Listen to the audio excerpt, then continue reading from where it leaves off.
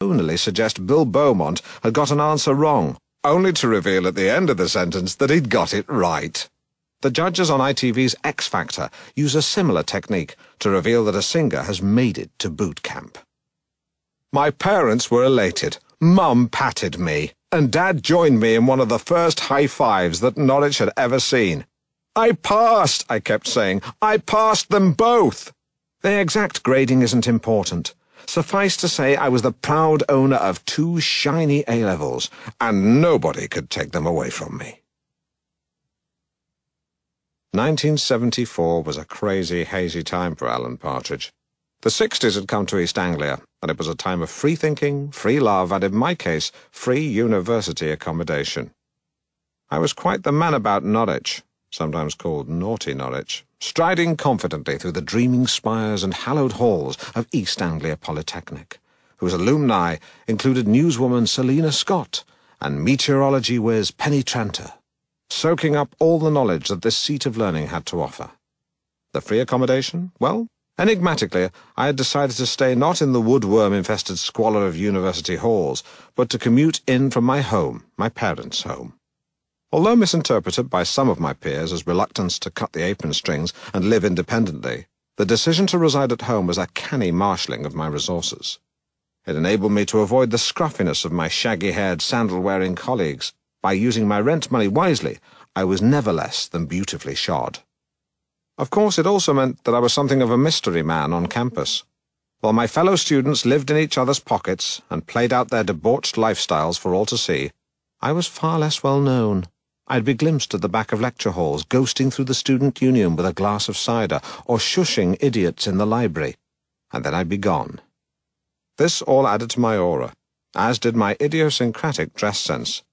Thick-knit zip-up cardigans, flared brown corduroys, and shiny black pepper-pot brogues set me apart from the long-haired layabouts, who bore an uncanny resemblance to the Guildford Four and some of the Birmingham Six.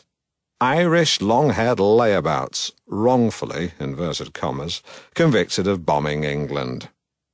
It was a time of sex, drums, and rock and roll, and these 3 things, or 4 things, depending on whether you count rock and roll as one item or 2, provided the backdrop to a very crazy time.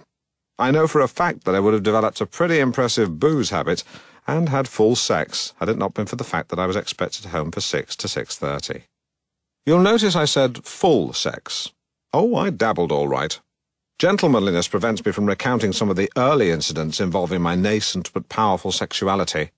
But suffice to say, I was no frigid. I did quite a lot of kissing, some of it vigorous enough to chap lips, mine and hers.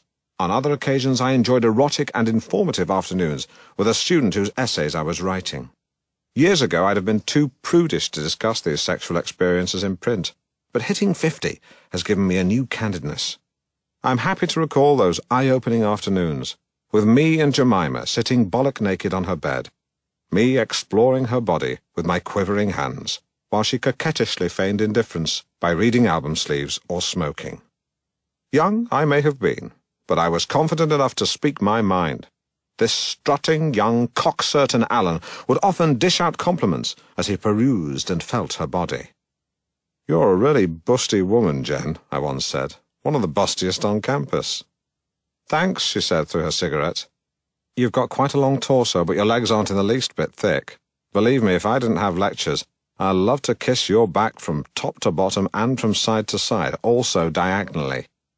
Things like that. And I knew how to party.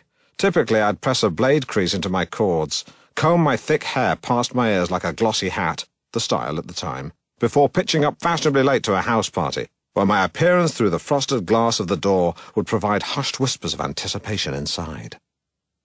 Perhaps subconsciously aware that I'd soon become a disc jockey, DJ, I'd bring albums with me and sit in front of the record player, treating my fellow carousers to the latest cuts. And what cuts! You couldn't pigeonhole me if you tried.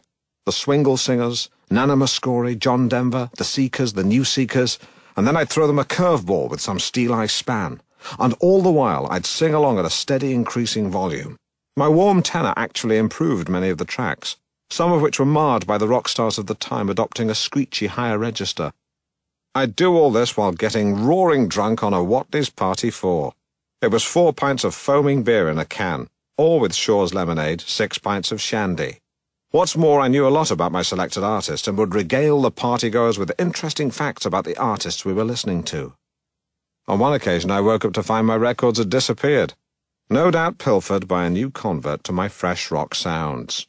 Although it was only 9 p.m., the party had completely wound down, with guests no doubt annoyed into leaving by the noisy party going on next door. Fun as these times were, I'd begun to grow disillusioned with university life. My relationship with Jemima had burned brightly, certainly on my part, but our encounters stopped when we had a blazing row. Oh, the passion of youth, on the subject of female armpit hair, on which I had and have pretty trenchant views.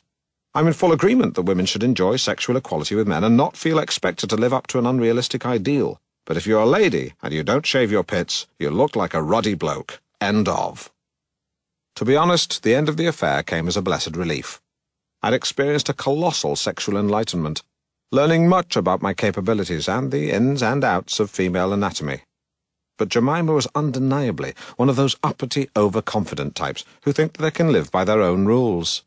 Listeners to my current radio show, don't worry, we'll come to that, will know that I actively relish the regimented parameters and enforced norms of broadcast media. Smoking doobies, buying books second-hand and getting out of bed after midday is all well and good, it isn't, but it's far from productive. These people might be able to tell you which French films Jean-Luc Picard was in, but I bet you any money they wouldn't be able to reattach a stopcock if it came loose. Utterly useless people. My measure of success, and it's stood me in pretty good stead over the years, is how well someone would cope in the post-apocalyptic aftermath of a nuclear war. Trust me, when it comes to staving off radiation poisoning, or repopulating the human race, or restoring some semblance of sanitation, having an encyclopedic knowledge of subtitled films is going to be pretty low on the agenda. I'd much rather stand shoulder to shoulder with someone whose video collection featured one video of the Goonies and another of the Tuxedo with Jackie Chan, but who was also a Polish plumber. That's why students and their incessant status quo bashing are so wrong. Challenging conventions should be left to those of us who truly understand convention. And you can only understand convention when you've stuck rigidly to it 99% of the time. That's basic. I regretted going to university deeply. Education is clearly important, we're repeatedly told by those who have a vested interest. But it's borderline self-indulgent to devote several years of your life to a single subject. That kind of blinkered obsession with one topic at the expense of all others doesn't sit easily with me. I say that as a man who can gen up on any subject to university standard in an hour, and then chair a radio phone-in on it that informs and entertains.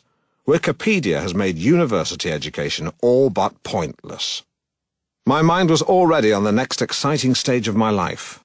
What would I become? How would I make my mark? I still didn't know. But as I bellowed from a park bench to everyone and no one after another party for one night, "Alan Partridge is coming!" the same phrase I'd heard shouted up the stairs when I turned up at parties.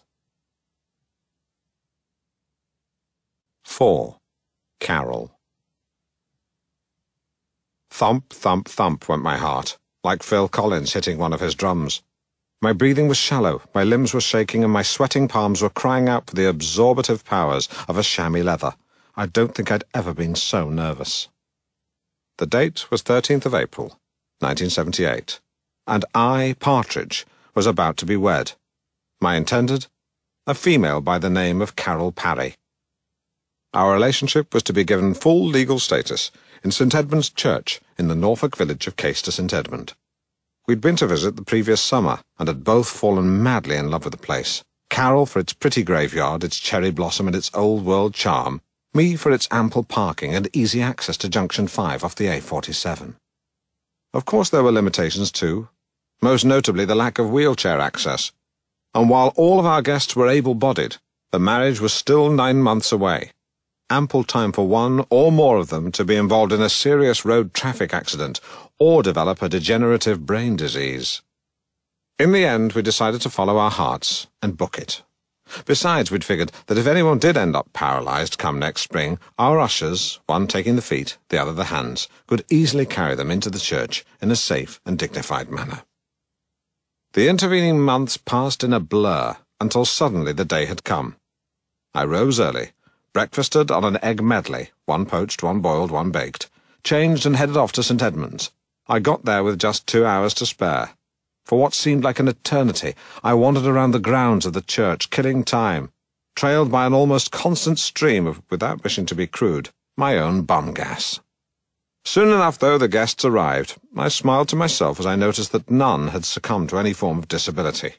And as the clock struck 3 minutes past 11, a hush fell over the congregation.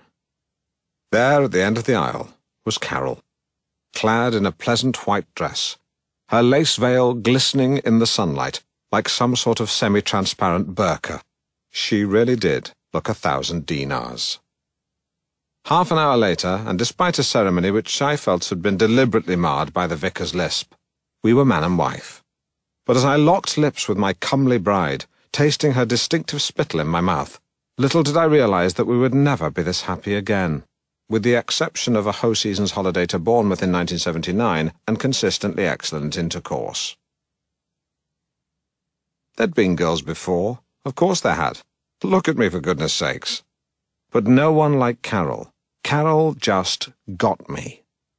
We'd met in southern Norwich at a local cafe called Rita's. I was at Polytechnic at the time and had popped in for a bite to eat. Rita made some of the best toast around, on my way back from Scottish country dancing practice. I placed my order, "Toast please, Rita, just been to dancing," handed over my dosh, and took my seat at my usual table. As I plonked my aching limbs down on the chair, SCD had been horribly grueling this week, I saw a young lady/old girl stood nearby. She was fashionably turned out and had brown hair that was so glossy it generally wouldn't have looked out of place at a dog show. I immediately wanted to know more. In her right hand she had a cup of tea, and in her left she didn't. But something about the way she was looking at the cuppa didn't add up. She seemed somehow disillusioned. Yes, the tea had that layer of scum that comes from adding the water before the milk, but something inside me said it wasn't that. I just had to find something to say to her. But what? Suddenly my mind, normally so richly populated with premium quality chat, had gone completely blank. She turned to go, the swirl of glossy hair revealing a neck bejewelled with moles. It was now or never, but just as I thought I'd missed my chance, it was as if I went into autopilot. Before I knew what I was doing, I had gone over and started talking to her. "Tea and coffee are okay," I said casually, "but they're not the be-all and end-all. Surely there's room in life for a third caffeinated beverage option." Suddenly I came out of autopilot. What the hell was I doing? In the 10 years I'd come up with that view, how many people had ever agreed with me? I'll tell you how many. Zilch. At best it provoked an indifferent grunt. At worst it had cost me friendships. It was chat suicide. Or so I thought. "I know," she said, her brown hair even glossier in close-up. "I've been saying the same thing for years." Cha-ching. Instantly my confidence returned to its normal level, then just carried on soaring, soaring like an eagle that didn't care if it went so high that it blacked out. Within seconds I found myself sharing another of my ace theories, that it was time to go beyond salt and pepper and begin to search for a third primary condiment. This time she disagreed. She actually got quite angry. But it didn't matter. By now a bond had been formed, a bond that nothing, save for 16 years of attritional bickering, and one pretty choice piece of philandering, hers, see Chapter 15, the bitch, would ever be able to undo. Those first couple of years flew by like a car doing 50 in a 30 zone. Maybe even 60 in a 30 zone. Depends who you ask. We were the principals in our very own Norwich-based Hollywood rom-com. She was a thinking man's Meg Ryan, I was a non-Jewish Billy Crystal. We moved in together, and it was when we did that I took another giant leap into the warm waters of adulthood. A gentleman doesn't dwell on such things, but let's just say that when two healthy and hygienic adults enjoy 2 bottles of wine on an empty stomach, strip naked, lie on the